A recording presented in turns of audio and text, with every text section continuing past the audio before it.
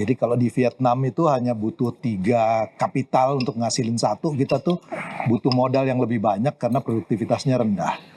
Jadi kalau kita hitung dari angka ya Pak ya, kalau kita mau tumbuh sekitar 8% seperti yang Bapak inginkan di akhir 2029, itu kita butuh investment over GDP sekitar 54%, Pak.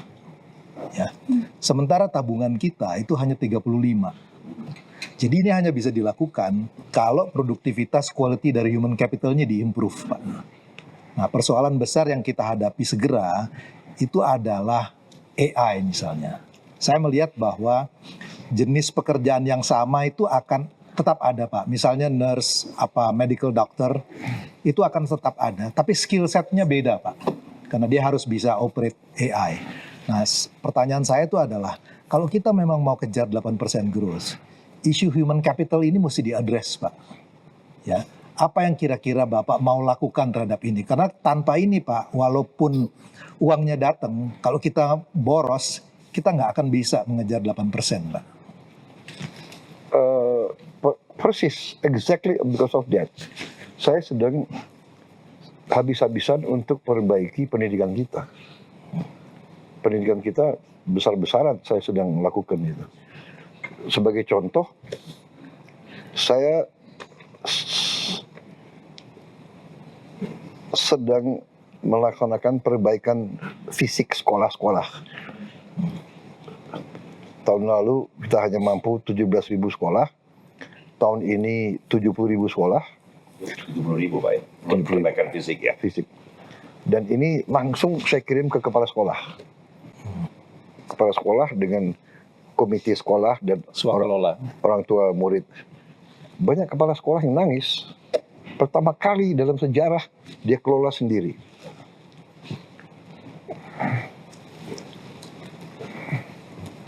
Ini sekolahnya mereka, coba. Ini sekolah Indonesia ini.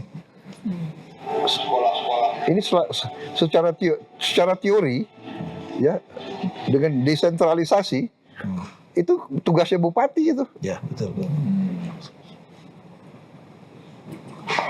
Ini secara fisik saya besar-besaran ini. Ya. Dan ini tahun ini 70.000. Tahun yang lalu 17.000. Tahun depan saya ingin naik 90.000. 5 tahun saya ingin selesaikan 300.000 sekolah. Tapi sekarang pesantren yang nanya. Pesantren. Tapi pesantren kan di bawah Kementerian Agama. Anyway, saya juga lakukan sekarang digitalisasi pendidikan. SD, SMP, SMA. Mungkin sampai ke perguruan tinggi. Kita sekarang sudah taruh interactive flat panel, ya, Indonesia Cerdas, di semua sekolah di Indonesia. 288.831 kalau nggak salah. Ya. 288.000. Ada beberapa yang nggak sampai. Dan ada kurang lebih 70 yang rusak di Aceh. Tapi hampir semua sampai. Yang paling terpencil, yang 3T, terluar, terpencil, tertinggal, sekarang sudah dapat ini semua. Tahun lalu. Ini anak-anak desa terpencil, sekarang meningkat minatnya belajar. Belajar matematik, mereka suka sekarang. Ya. Kemudian tahun ini 2026 dari satu interaktif panel satu sekolah saya tambahkan menjadi 3, tambah 3. Jadi nanti 4 ruang kelas tahun 2026 akan punya interaktif flat panel ini. Saya berharap 27 tambah 2 lagi dari semua ruang kelas di Indonesia, SD, SMP, SMA, semua akan punya interaktif flat panel ini. Artinya apa?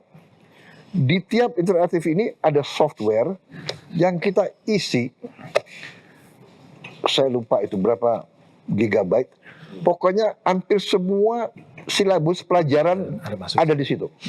Jadi, habis satu kelas pelajaran, kalau guru-guru ingin ulangi, ada. Dan nanti